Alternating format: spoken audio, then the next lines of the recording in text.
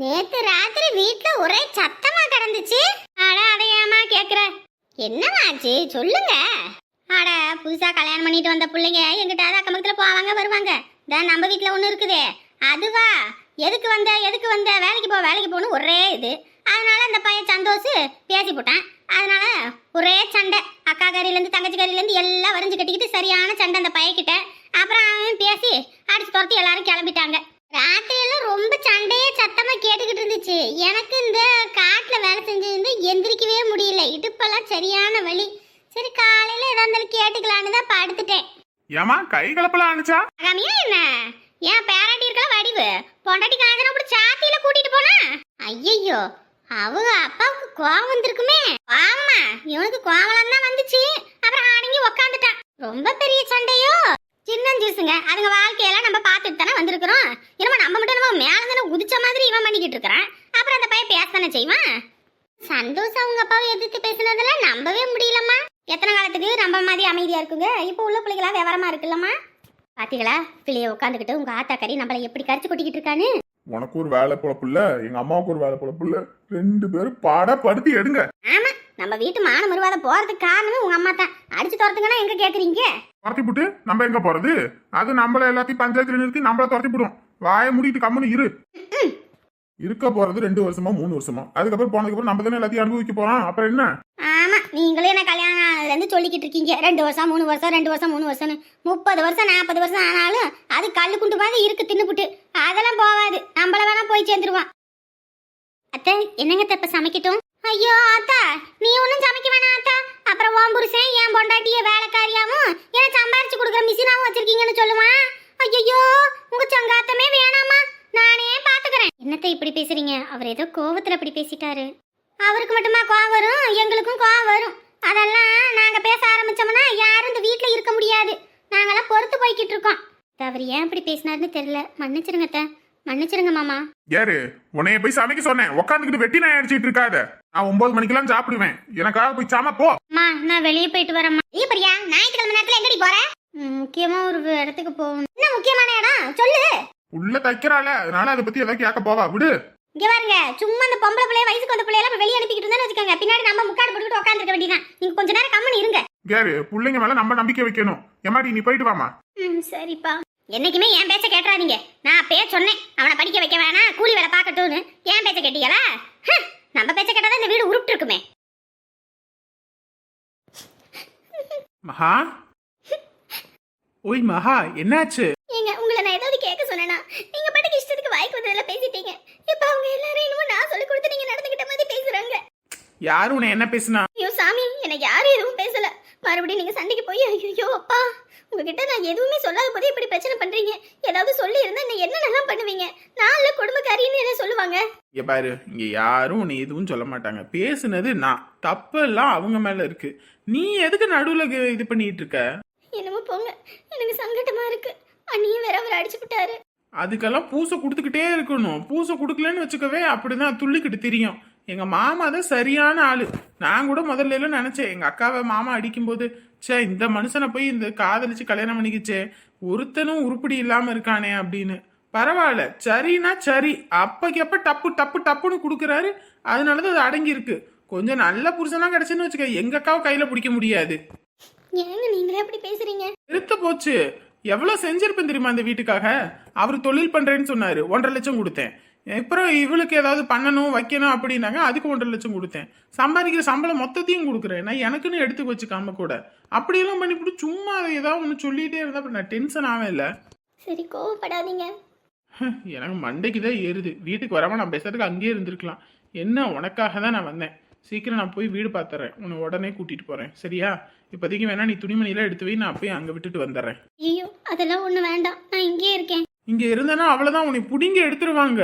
ஐயோ ஏற்கனவே இப்பதாங்க கௌசி அண்ணியா இத்தனை வருஷம் கழிச்சு கூட்டிட்டு போயிருக்காங்க. நானும் இப்ப பைய தூக்கிட்டு போனேன்னா அப்பாவும் அம்மாவும் அவ்வளவுதான் உடஞ்சு போயிருவாங்க. எனக்காகவே ஏகப்பட்ட கடன் வாங்கி தான் இந்த கல்யாணத்துக்கு நகையெல்லாம் போட்டு எல்லாம் பண்ணாங்க. நான் அப்படி போனேன்னா நான் வாழ வந்துட்டேன்னு அக்கம் பக்கத்துல உள்ளவங்க பேசுவாங்க. அதனால நான் போக மாட்டேங்க, நான் இங்கேதான் இருப்பேன். அதுக்குன்னு இவங்க ரொம்ப பேசுவாங்க. நாங்க போய் நல்ல வீடா அமையணும். ஏன்னா ஒரு சில வீட்டில் ஹவுஸ் ஓனர் கரெக்டாக இருப்பாங்க, இல்லைன்னா ஒரு சில வீட்டில் ஹவுஸ் ஓனர் டெரராக இருப்பாங்க, தண்ணி வசதி இருக்காது. எல்லாமே பார்த்து நமக்கு ஏற்ற மாதிரி வீடாக பார்க்கணும்ல.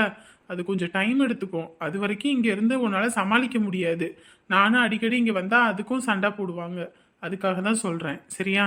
நீ கிளம்பு, நான் கூட்டிகிட்டு போய் அங்கே விட்டுட்டு வரேன். நான் புரிஞ்சுக்கோங்க, நான் எவ்வளோ திட்டு வாங்கினாலும் சரி, கஷ்டப்பட்டாலும் சரி, நான் இந்த வீட்டை விட்டு போக மாட்டேன். அங்கே அப்பாவும் அம்மாவும் கஷ்டப்படுற அளவுக்கு நான் என்னால் இருக்க முடியாது. அட நான் தான் உன்னை கூட்டிகிட்டு போய் விடுறேன். வேற யார் என்ன சொல்ல போறா? அதெல்லாம் உங்களுக்கு புரியாதுங்க. ஒரு பொண்ணு ஒரு அப்பா அம்மா வீட்டுக்கு நல்லபடியாக வந்தாலும் சரி, வேற ஏதாவது வந்தாலும் சரி, வாழாமல் வந்துட்டு அந்த ஊர் பேசும். அதெல்லாம் பெற்றவங்களால தாங்கிக்க முடியாது. அவங்களுக்கு ஒரு கஷ்டம்னா என்னால் தாங்கிக்க முடியாது. சரி. கொட்டத்தை தூக்கிக்கிட்டு போறவல்ல உன் பின்னாடி நான் வரட்டுமா சொல்லுறியா? யாரு என்கிட்ட இந்த நக்கல் அடிச்சு பேசுறது, அப்புறம் குடத்தை தூக்கிட்டு போது இந்த நக்கல் பாட்டு பாடுறதெல்லாம் வச்சுக்கிட்டேன்னு வச்சுக்க, அம்புட்டு தான் சொல்லிட்டேன். என்னடா குட்டி, மாமா மேலே இப்படி கோவப்படுற? ஆமாடா மண்ணாங்கட்டி, போடா அங்கிட்டு. என்னடா பட்டு இப்படி கோவப்படுற? வீட்டுல போற ஒருத்தனையும் விட்டு வைக்கிறது இல்ல. மூஞ்சு மொகர கட்டையும் வேலை வெட்டிக்கு போய் முதல்ல சம்பாதிக்கிற வழியை பாரு. சிரிப்பு கொண்டும் குறைச்சல் இல்ல. டேய் வந்துட்டியாடா? வந்துட்டேன். டேய் உங்க அண்ணி எந்த வழியில போறான்னு உனக்கு எதுவும் தெரியுமாடா? யோ இன்னைக்கு ஞாயிற்றுக்கிழமையா, அந்த குண்டு பூசணிக்கா வீட்டுலதான் உருண்டுகிட்டு கிடக்கும். அப்படி சொல்லாதடா, மனசு வலிக்குதுல. ஆமா நீ வேற கம்முன்னு போ. ரோட்ல போற ஒருத்தரையும் விட்டு வைக்க மாட்டேங்கிற. போதாத வரைக்கும் இந்த குண்டு பூசணிக்கா பின்னாடி சுத்தி சுத்தி வார. அதெல்லாம் அப்படித்தான்டா, இது வாலிப வயசு. ஏன் இப்படி எதான் சொல்லிக்கிட்டு இருக்க? வாலிப வயசுன்னு ஒரு நாள் உனக்கு கட்டையேற வயசுன்னு உன்னை தூக்கிட்டு போயிட போறாங்கனே. டேய் நீ வந்தது டீ குடிக்க தானே, வந்து அதை குடிச்சிட்டு கிளம்பிக்கிட்டே இருக்கணும். மத்தபடி எதுவும் பேசக்கூடாது. ஆத்தா என்னடா சுருளி வந்துருங்க, ஒரு டீயா போடு. ஏண்டா உன் அன்னிக்காரி வேற இருக்காடா. நான் வீடு இந்த மாதிரி காப்பி வைக்க போறேன்னு தெரிஞ்சதுன்னா ஆஞ்சு விடுவாடா என்னையே. அப்புறமேட்டுக்கு வச்சு தரேன்டா. ஏன்னா வீட்டை அவனுக்கு மட்டும் கொடுத்துருக்க, எனக்கும் இந்த வீட்டு சொத்துல எல்லாத்துலயும் பங்கு இருக்குது. ஓ வையே. ஐயோ என்னை ஏண்டா நடுவுல போட்டு பாடா படுத்துறீங்க. கவலையப்படாத, கூடிய சீக்கிரத்துல வீட்டுக்கு மருமக வந்துருவா. வந்ததுக்கு அப்புறம் நீ ஜாலியா இருக்கலாம். வேலை வெட்டிக்கு போறவனுக்கே இந்த காலத்துல பொண்ணு கிடைக்க மாட்டேங்குது. நீ ஊரு கதை உலக கதை அடிச்சுக்கிட்டு இப்படி ரோட்லயும் மேட்லயும் போற பிள்ளைகளை கிண்டல் பண்ணிக்கிட்டு திரி. உனக்கு பொண்ணு கொடுக்கறதுக்கு லைன்ல நிக்கிறாங்க. போ போய்கிட்டே இரு. என் அருமை பெருமையெல்லாம் உனக்கு தெரிஞ்சதோட நிறுத்திக்கணும். ஊர் முழுக்க தண்டை அடிக்கூடாது. கிளம்பு காத்து வரட்டும். உன்னை பெத்தவங்களும் மதிக்க மாட்டேங்கிறாங்க, வீட்டுல உள்ளவங்களும் மதிக்க மாட்டேங்கிறாங்க, ஏன் நம்ம ஊர்ல உள்ளவங்களும் மதிக்க மாட்டேங்கிறாங்க. எப்படின்னே நீ நிம்மதியா வாழ்ற? அதெல்லாம் ஒரு தொழில் ரகசியம்டா.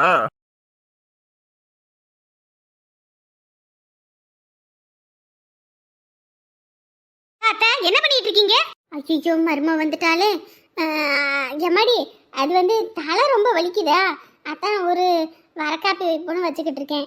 உங்களுக்கு வைக்கிறீங்களா இல்ல ரோட்ல போறவங்க வரவனுக்குலாம் வச்சு கொடுத்துட்டு இருக்கீங்களா? இல்லம்மா எனக்கு தாம்மா. பாருங்க எல்லாம் கேட்டுவிட்டு தான் நான் வந்திருக்கேன். சும்மா என்ன இந்த மழுப்பிக்கிட்டு இருக்காதீங்க சொல்லிட்டேன். என்னம்மா இப்படி கோவப்படுற? என்ன உங்க பையன் வெட்டியா அப்படி போறவனுக்கு வரவனுக்கு டீயை வச்சு கூட அதை வச்சு கூட சோத்த போடுன்றாரு. அவர் என்ன சம்பாரிச்ச கொண்டு வந்து இங்க கொட்டி இருக்காரு? மொத்த சம்பாத்தியமும் எங்க புருஷன் சம்பாரிச்சது. அவர் கஷ்டப்பட்டு காட்டுலயும் மேட்லயும் கஷ்டப்பட்டு சம்பாரிச்சிட்டு வந்து போடுவாரு. இவர் அப்படியே ஊர்ல உள்ள தானம் பண்ணிக்கிட்டு இருப்பாரா? என்னதான் இருந்தாலும் அவனும் என் பையன் தானம்மா. ஆமா நீங்க தான் மெச்சுக்கணும். இத்தனை வருஷத்துல உங்களுக்கு ஒரு சேல துணியாவது எடுத்து கொடுத்துருப்பாரா? பொறுப்பு இல்லாத ஒரு தண்ட சோறுக்கு இதுல காப்பி டீ வேற நேரத்துக்கு. கம்முன்னு வைங்க. என்னம்மா இப்படி பேசுற? நீங்க என்ன ஒரு பையனை பெத்தீங்க, 2 பையனை பெத்தீங்க. அவர் கஷ்டப்பட்டு காட்லி மெட்லி சம்பாதிக்கணும், இவர் அதை எடுத்துக்கிட்டு நல்லா ஊரை சுத்தணும். என்ன நியாயமா இருக்குது?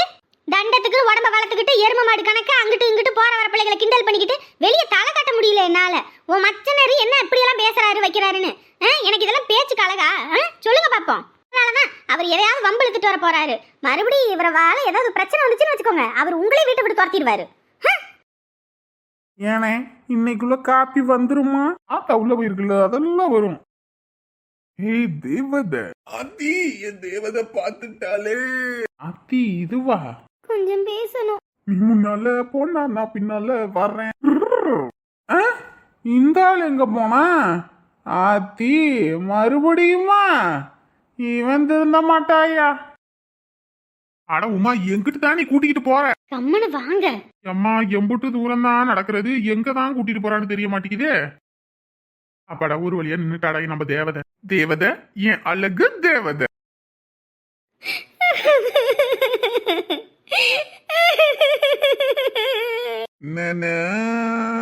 நானா நானா நானா நானா தன்ன தன்ன நானா ம்? தன்ன தன்ன நானா. யோ நான் எம்பிட்டு வருத்தத்துல அழுதுகிட்டு இருக்கேன், நீ கைய ரெண்டையும் மேல தூக்கிக்கிட்டு அக்கலை கட்டிக்கிட்டு விட்டத்தை பார்த்துக்கிட்டு இருக்க. தேவதை, என் அழகு தேவதை, நீ மாமன் மேல சாஞ்சோனியும் மாமே அப்படியே பறத்தி வீரன் கார்த்திகை நினைச்சு அப்படியே போயிட்டேன்டாமா. முதல்ல கையெடுங்க. என்னடா மாச்சு, ஏன்டா அழுத? நீ ஒரு சிக்கனல் காட்டின பாரு, அப்படியே படான்னு மாமி சாஞ்சிட்டு தெரியுமா? அதனாலதான் நீ கண் அசைச்ச உடனே அப்படி கிடுக்கு கிடுக்கு கிடுக்கு கிடுக்குன்னு உன் பின்னாடியே குடு குடு குடுன்னு வந்துட்டேன்டா. நான் வருத்தத்துல இருக்கேன். வருத்தமா? ஏன் அழகு தேவதை வருத்தப்பட்டா இந்த மாமன் மனசு நொந்து நூடுல்ஸ் ஆயிருமேடா. அடச்சை, முதல்ல எந்திரி. என்னடா தேவதை இப்படி சொல்லிவிட்ட? பின்ன என்ன, நான் என்ன சொல்ல வரேன்னு புரிஞ்சுக்காம நீ பட்டுக்கு லூசு மாதிரி பெணத்திக்கிட்டு இருக்க. உசுமாதி பண்ணாத்துறனா? சரி சரி, என்னன்னு சொல்லு. உனக்கு ஒரு பிரச்சனைன்னு வச்சுக்க, எவனா இருந்தாலும் தூக்குவேன், எவனா இருந்தாலும் தூக்கி போட்டு மிதிப்பேன், பந்தாடிடுவேன், சொலட்டி சுண்ணாம்பாக்கிடுவேன். அதெல்லாம் இருக்கட்டும். என் வீட்டுல பெரும் சண்டை. என் அண்ணங்காரன் அண்ணி பேச்சு கேட்டுக்கிட்டு என் அப்பாவை ரொம்ப பேசிட்டான். எங்க போதாத குறைக்கு என் அக்காவே வீட்டு பக்கம் வராத அளவுக்கு பண்ணிட்டான். கூடிய சீக்கிரத்துல என்னையும் வீட்டை விட்டு துரத்திடுவான். எனக்கு என்ன பண்றதுன்னே தெரியல. இதுக்குதான் அப்பயே சொன்னேன் உங்க அண்ணனை தூக்கி போட்டு மிதிக்கிறேன்னு. நீ எங்க கேட்ட? எனக்கு இப்ப என்ன பண்றதுன்னே தெரியல. விடு விடு, இப்ப என்ன உங்க அண்ணி பேச்ச கேக்குறான் அவ்வளவுதானே? ஆமா, அவ பேச்ச கேட்டுக்கிட்டு தான் ஆடுறான். எங்க அப்பா பாவம், அவரு போய் அந்த மாதிரி பேசிட்டான்.